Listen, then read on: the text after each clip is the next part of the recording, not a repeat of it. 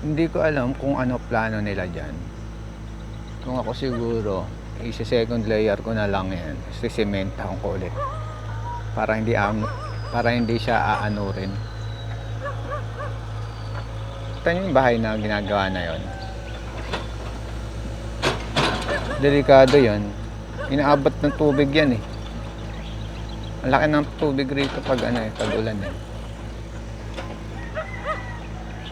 Lagpas rito sa dike ang tubig niyan pag inabot to. Siguro kita nyo yung kalahati ng puno na yan. Hanggang dyan ang tubig niyan kapag lumakit ng ilog. Kaya yung mga bahay na yan, yung sa gilid-gilid na yan, naglilikasan yan.